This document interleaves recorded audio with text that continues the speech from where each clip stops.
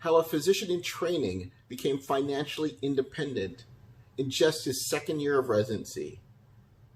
You want to hear his inspiring story on this episode of Bootstrap MD.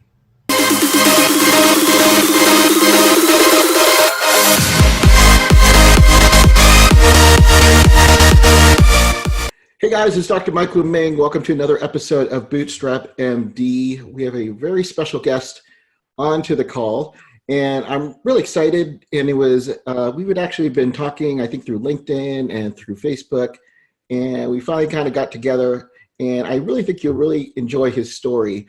And in some aspects, I think Chris, who's on the call, and myself, we have a lot in common, but we'll kind of get to it. Because it's almost like talking to myself in the mirror in some aspects of it. So, Chris, I'm going to give you a proper introduction. Dr. Chris Liu is an American entrepreneur. He's an investor, consultant, author, speaker, executive coach, and physician advisor. He's a native Houstonian. He received a full scholarship from the Terry Foundation, received his MD, PhD from the Medical Scientist Training Program through the Joint Baylor College of Medicine, Rice University Bioengineering department. And I learned, Chris, that you got a full ride. So that's awesome. No student loans. He retired from a career in medicine in 2016 to fully focus on running his portfolio of businesses. He has extensive consulting experience working with hospitals, tech startups, high net worth clients, and executives over the past 12 years.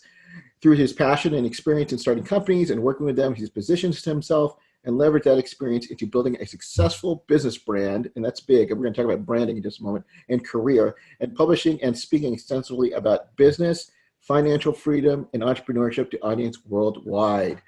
He's the author of 3 books, including the one that I had been reading, The Physician's Guide to Financial Freedom, Getting Started as a Consultant. And I believe that's your most recent one, right, Chris? Yes, that's correct. Okay. But he's got 3 books out there, which is awesome. I mean, I've been kind of languishing and getting my book out, so I'm going to definitely ask you for advice. But without further ado, thank you, Dr. Chris Liu, thank you for coming on to the call today. Thanks, Mike. Thanks for having me. I'm really happy to be on the show. Yeah, and like I said, what I alluded to at the beginning, it's almost like looking into a mirror. We got a few things in common. Elephant in the room. I think we're both of the Asian persuasion. You're Dr. Liu. My last name is Woo-Ming, but for ease for my patients, somebody call me Dr. Wu. And we both retired from medicine, although I came back and ran some clinics, and you completely retired from medicine in 2016, correct? Yes, that's correct. That's awesome. So, like I said, I did enjoy reading your book. I advise you guys to pick it up on Amazon. He's actually got 3 books out there. I think one is on real estate, and one kind of tells your story. Correct?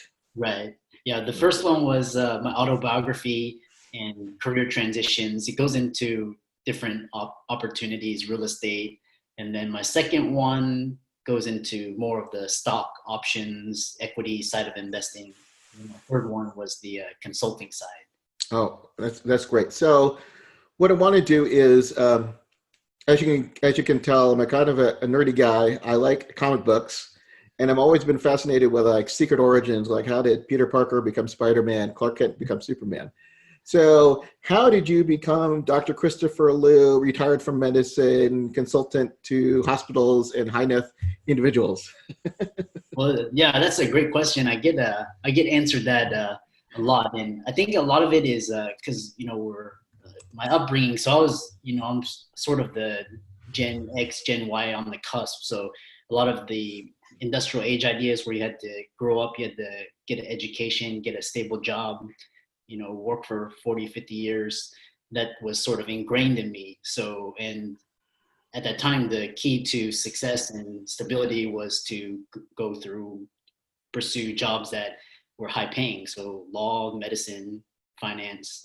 So of course, my parents were both in the medical field, so they encouraged me and my brother to pursue careers in medicine. So, your parents want the best for you, and, they have the best intentions.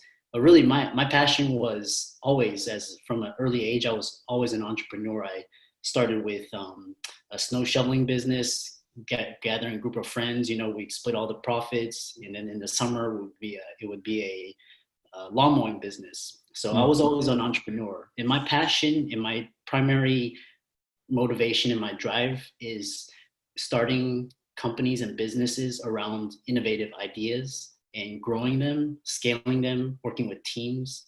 And usually, so I'm the one that gets them up and running, and then I move on to the next thing. So that's, but nevertheless, yeah, I still pursued a formal education, which I think really, even though it wasn't my passion, it taught me a lot of things about myself and how to succeed. So, but really, my entrepreneurial venture started during graduate school because I had a lot of time then, Mm. and I started two companies, one in real estate, one in stocks, and was able to grow those to the point where I was able to achieve financial freedom during grad school, and I was 29 at that time. And so a lot of realizations and epiphanies came to me. So one was just the power of technology, smartphone, Facebook, YouTube, Netflix, all these were the nascent years and they were just coming on board. So, and what that told me was that you no longer had to do this 15 years of school and training, pursue a stable job. Um, and a lot of the medical profession that I saw was just a lot of just fee for service. So I didn't see a lot of opportunity for growth or innovation. And it just wasn't me. I was more interested in pursuing new ideas. And then the second thing was the two differences between pursuing a traditional versus a entrepreneurial entrepreneurial path. So there's three things that we can talk about later, but one was time versus opportunity cost. Two was income, pursuing income versus pursuing income producing assets that produce residual income. So that was big. And then the third thing was risk. So risk in terms of not just investments, but risk in terms of not pursuing your dreams, not pursuing your passions, succumbing to your fear of failure, succumbing to fear and regret. So those three things really dawned on me. Go ahead. Yeah, yeah. So just so I get a time frame here, and forgive my naivete on how the MD PhD works is. So did you get your MD first and then followed by your PhD, or you Yeah, do it concurrently? I did. Well, it was 2 years of medical school, and then you go. That's sort of have you get your basics, and you do a little bit of clinical rotations, and then you go into PhD, and it's supposed to teach you how you can use research to solve medical problems. I think the idea is really good, but I think the real reality of it is that it's really hard to combine the two into a career. You have to either choose either clinical medicine or research. It's really hard to do both. But I think the idea and the concept is really great. So when you were in graduate school is when you actually built up your assets to actually be financially independent. Is that what you're saying? Yeah, exactly. So, during graduate school, I had the choice, do I complete medical school? Do I go to residency? Do I, pursue my startups full time? So, and a lot of it was just social conditioning where I was highly encouraged to graduate medical school and go into residency. And really the funny thing was when it came time to choose what field or specialty, I had 15 different options, and really none of them really appealed to me. And so, I thought I have a lot of characteristics as a surgeon, but more my skill set and talents and passions are more in finance and business and entrepreneurship. So, nonetheless, I thought orthopedic surgery would be a great fit, and I pursued that. I got in, and then I did it for 2 years. And really, I look back on it. I learned a lot about myself, but really, I wasn't passionate about it. I couldn't see myself doing it for the rest of my life. I was more interested in starting companies and pursuing entrepreneurial ventures. So you went in, you became an orthopedic surgeon, and you went into like a clinic group, a hospital. You're a physician employee. Well, I did 2 years of residency, Oh, and I then see. yeah, and then this was the height of the 2008 crisis. So Oh, okay. right, and so I had two options. One is, do I complete residency or I because real estate at the height of the '08 crisis was really, really cheap in Houston. So, Right. and I already had a skill set where I was able to, I know how to find properties, I know how to fund them, I know how to renovate them, I know how to get them rented out. So, my intuition and my higher self just told me to take a leap of faith and pursue real estate full time.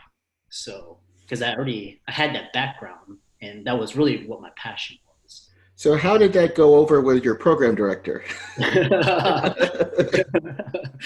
Yeah, well, it's interesting because uh, he really encouraged me to stay.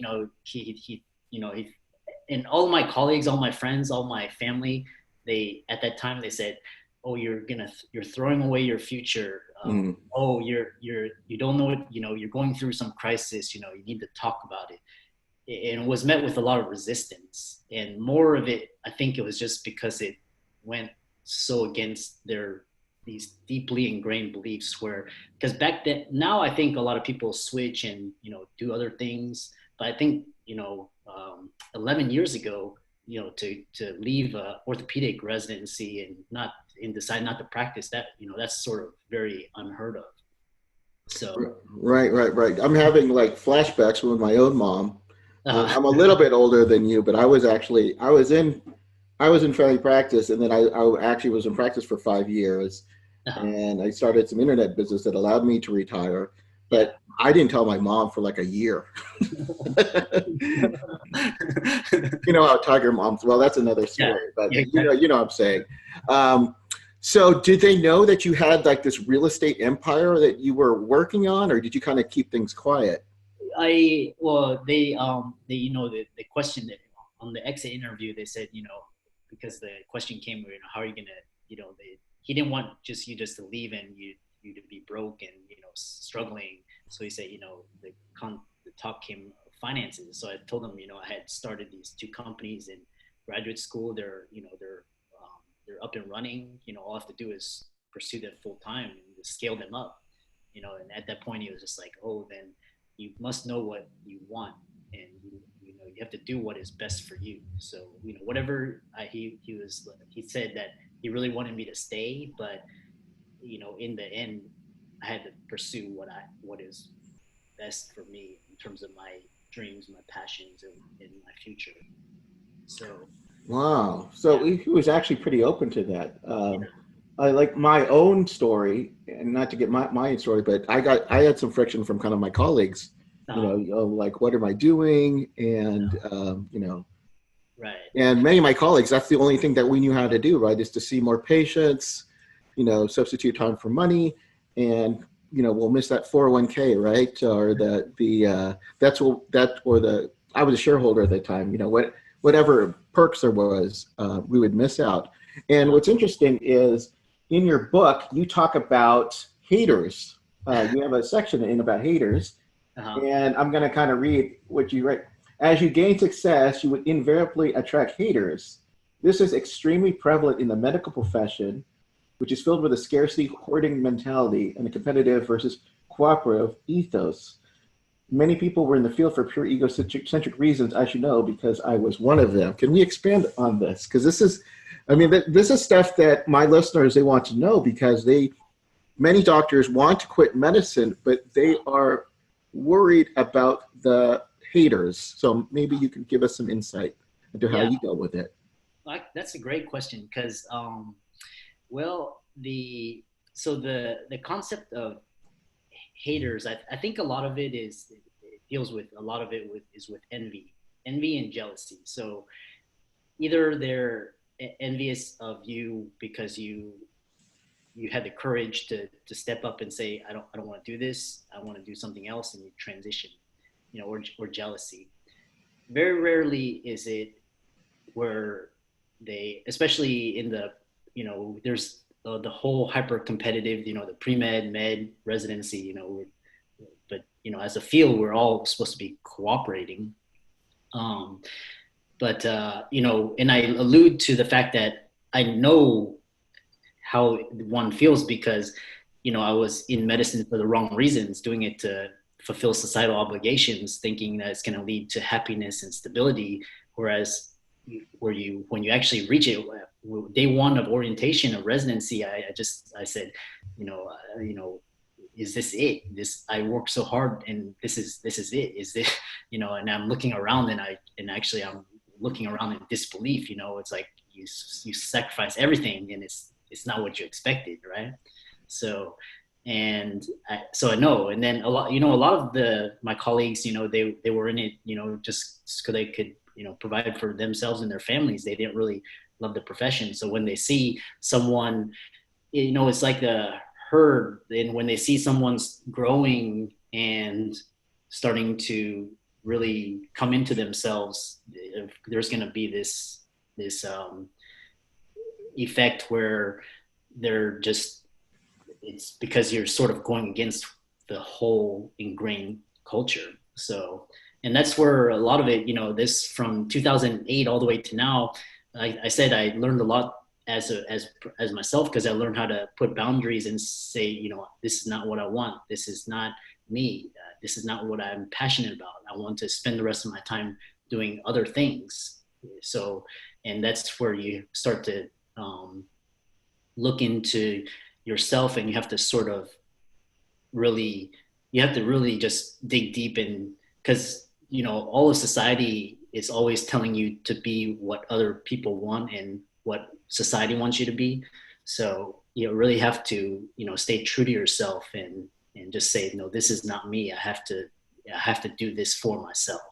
So, and deep down it was like when I if I had stayed, I tell all my friends and colleagues 11 years later, it was the best decision that if you look at in terms of investment, or what college or what school or whatever, who to marry, deciding to start my business was the best decision I've ever made. That's like the number one decision.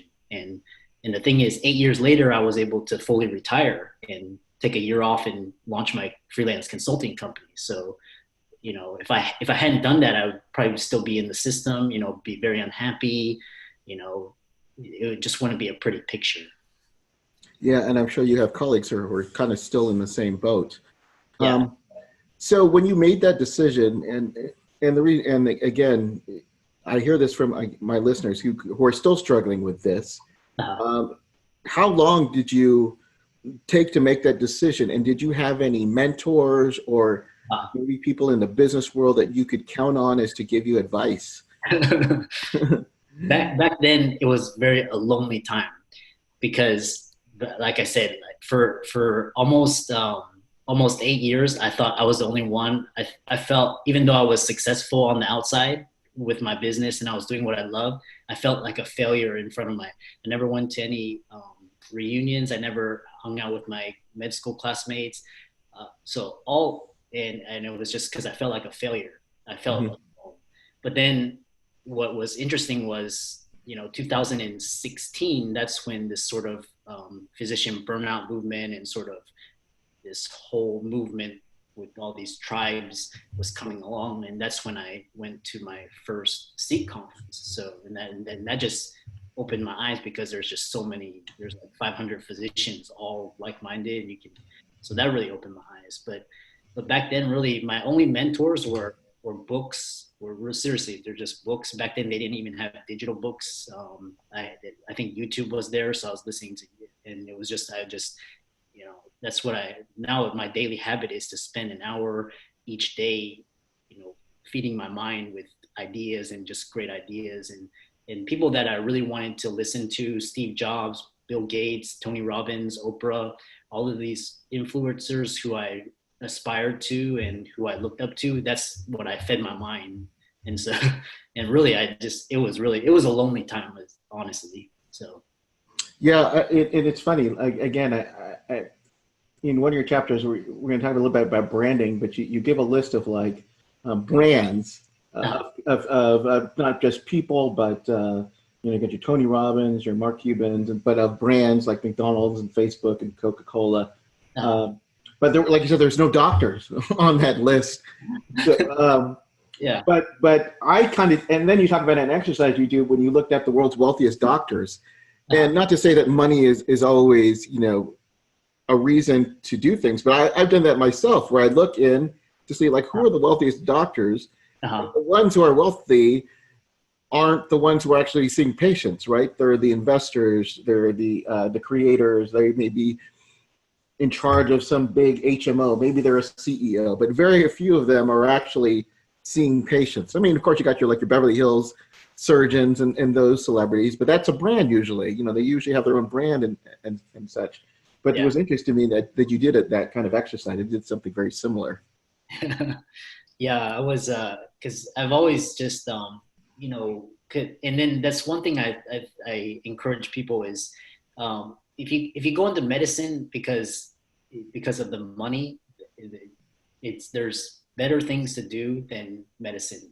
There's there's finance, you can there's hedge funds, there's investing, business, all of these. If you're interested in it for the money, go and do something business oriented.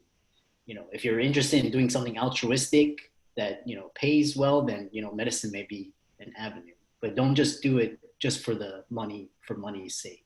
So, and then a lot of, and if you look at the most, Warren Buffett and Steve Jobs, they were the entrepreneurs. They started, they came up with ideas, they changed the world. It's more, they weren't doing they weren't doing a 9 to 5 working 40 to 50 years sort of gig. They were taking risk, branching out,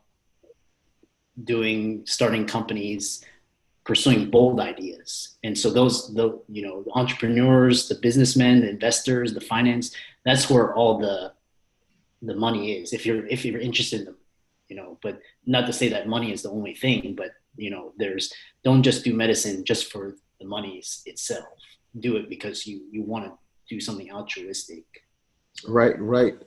And there is, but I do think that doctors have an advantage, and they may not often think it as an advantage, but in general, unlike, just your regular person, most physicians, they make pretty good money, right? They make decent money. right. Yeah. So even just starting I hate the word hustle, but a side hustle or a side gig, a Uh, side business is something that they can start, and they're not going to lose their shirt on it, because they can know they can always like, well, I can do a locum tenens, where I can change my way that I work to allow me to pursue a venture or something, of that nature. So, but many doctors don't do that, because one thing that we do try to avoid is risk. yeah. Did you Right. ever have, you talk about risk, and what are Uh, some things that you've kind of struggled with, or were you able to overcome that rather easily? no, risk is something that you have to develop a tolerance for. So, and it really, because really my background, because I had a really unstable, well, I wouldn't say unstable, but really my pure motivation, uh, just in general, was just freedom and stability. So where I wasn't relying upon a job, or where I wasn't relying upon a boss or a corporation. So that was my underlying motive, right? So at an early age, I was always taking calculated risks. So whether that was starting companies or mowing people's lawns. I bought my first stock when I was in high school, and I started reading about real estate and investing early on, where I was just educating myself. And then I think risk is something that you can. Some people are inherently risk averse, like Elon Musk, or these guys. They take enormous amounts of risk. I think that's ingrained in them. But I think you can take little steps to mitigate your sense of risk, because a lot of risk is just fear. So, and if you can take steps to allay the fear. So what Ray Dalio in his book Principles talks about is managing risk. So you look at a particular situation and see all the different things that can potentially happen, or bad things that can happen. So in my real estate investment business, I always have insurance, flooding, plumbing, electric, fire, tenants, so you'll have all these things, but sometimes you can have something that comes out of the blue that you never calculated. So that's how you get experience, right? So, but that's interesting that you say the risk, because you know, so a physician really, you know, you spend 15 years and then you get a stable high income job, and then pretty much you're, you know, that you're on this path, right? So, you know, we're, as you said, we're risk averse. We don't want to get sued. We don't want to deal with malpractice. We don't want to go against the grain. You know, a lot of physicians, we were the A+ students, followed all we were the good students. So, but then you also have to look at risk in terms of not going for your dreams. So, you know, so so the pain of regret. So that's also a risk too, right? Because there's a cost to everything. It may seem like there's no cost, but everything in terms of time, money, emotions, energy, relationships, there's always a cost to everything. So if you choose, you know, stability, you're going to miss out on more opportunity. So that's why that's why I left a stable career to pursue my dreams and passions. I love that. And like I said, family is big to me. And, for myself, my kids are older, so it's not as big a deal as it used to be, because now they don't want to see dad all the time. No, but it was like, for myself, when my kids were like 4 or 5, I was just thinking, I only have like 13 summers left for them, and it really kind of just like, why am I in the hospital, like working 60 hours and, just kind of killing myself. But I love what you said about the risk of not pursuing your dreams, not pursuing your goals. Because the last thing you want to have is, I like to say to some of my students is, what are you going to have on your tombstone? What are they going to say about you? Are they going to say, well, he was really good for pay for performance. He made all those indicators, right? But I think, now it is a lot easier, like you said, with all these tribes, all these Facebook groups. Many people now are used to being more independent, working different ways, even through things like telemedicine, where you've got some variability on how a doctor can work and how you can make that. But I want to, only a few more minutes left. Of course, I want to respect your time. I want to talk about your consulting business. Okay. That is very interesting. And I'm a big fan of consulting. I like to think of consulting as like the ultimate side business for physicians, because you don't have to wait to quit your job like you did, Dr. Liu. You can actually do this on the side and then bring it up. So talk about your experiences in consulting and why you chose the particular consulting that you're doing now. Okay. Well, I think consulting is great for anyone that's one. It's for someone that's very highly creative. So because essentially what it is you're taking a marketable set of skills, and you're branding it and you're creating it so that you're able to bring it to the mass audience. So for example, my consulting business encompasses coaching, speaking, writing, startup advising, and large hospital consulting, and consulting for high net worth professionals, executives. So, but you also, for example, you can be a medical science liaison. You can be a pharma consultant. You can be consultant for the FDA. There's so many. Your opportunities as a consultant are literally unlimited. It depends on how well you're able to brand, market, and advertise yourself and your services.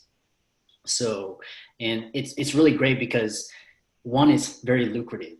Your per hour rate is, usually in the 200s plus per hour. So it's really, your compensation is really what. Two is you get your independence. So you're not tied to a hospital or employer or anybody. I can accept an assignment. I don't have to accept an assignment. I can take holidays, weekends, vacations, and three is it involves a lot of travel. So you can, if you love traveling and seeing new places, and each assignment and project is different. So for me, I really like the novelty and the variety of things. I like to see different situations and learn from new experiences. And so that's really good. I really think that the area of online entrepreneurship and online marketing is great for consultants, because right now, because as a consultant, to start your consultant business and to grow and scale it in today's age takes a lot of know-how in terms of social media, email marketing, how to use Facebook groups, webinars, podcasts, books, and things like that. So it's great for those that are interested in online entrepreneurship and online marketing and things like that. So one of the consultings that you do is you work with hospitals, and we talked before it, and we talked how having that MD PhD behind your name really kind of opened more doors about it. Can you elaborate on that? Yeah. So, and it's really good because I forgot to mention that as a consultant, whether you finish residency, if you didn't finish residency, license, boards, all of these things add to your value. Even though you're not practicing, you still have that experience that a lot of hospitals and physicians are looking for. So, for example, one segment of my consulting business is with the developing electronic health records with physicians and clinical end users, right? So, and when usually for these projects, usually they have people that are certified in these electronic systems, but they don't have that medical background. They don't have that know-how of what surgeons and physicians are looking for, especially in terms of efficiency. And in terms of documentation, ordering, the workflow of the entire patient in experience from intake to discharge. So they don't have that, but as a physician you do. So when you go into these projects and work for large hospitals, when they know you're a physician, it's instantaneous trust, instantaneous rapport. And you can't find that in someone who doesn't have a MD or who hasn't been trained in the medical field. So that's a huge plus in terms of large hospital consulting and things like that.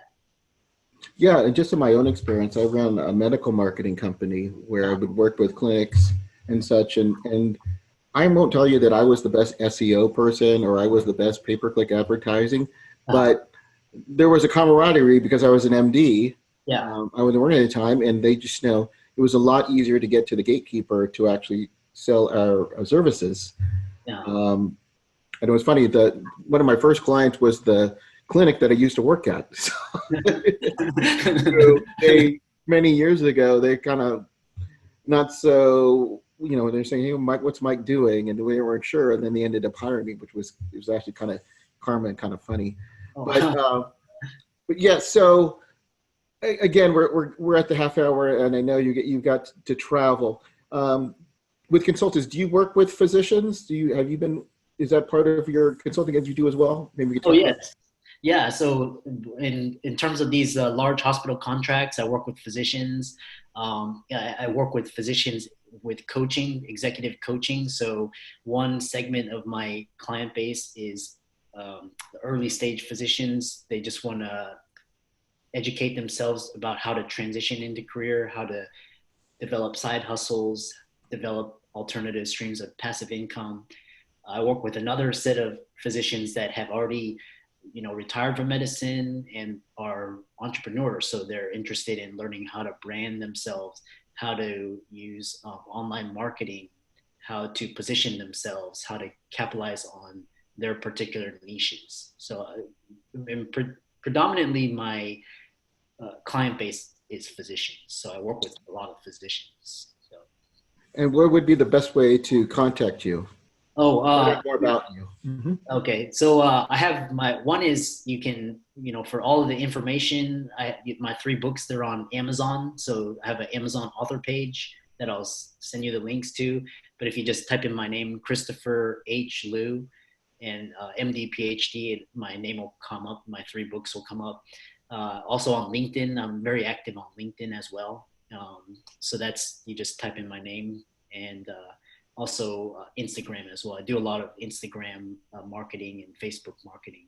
So I'll send you all the links as well. So Awesome. Yeah. And again, I encourage you guys to get his book. At least the book that I read is really good. I'll make sure I get you a good review on Amazon. oh, That's important, right? Right? yeah, It's all exactly. about the reviews. So thanks again for joining us on this call. Is there any last advice or advice you can give to our listeners today? Yeah, thanks for having me. And really, it's now in these times, the concept of stability doesn't exist. So expect a lot of change. So really, what one thing that really helped me as an entrepreneur and just to better prepare myself for the future was to just see where all the trends are coming in terms of all of the fields and position yourself accordingly. And the second thing is really there's no shortage of opportunities. There's no excuses not to pursue your dreams.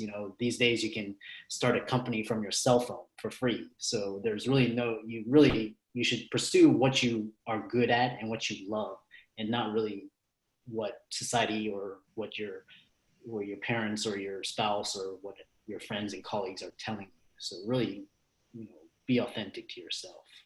Yeah, Again, this is, with everything going on in the world and politics and all this stuff, it really is the best time, Yeah, it's great. starting, just the technology and the internet and, trying to do your business, with, postage mail or, newspaper ads. You can't do it, right?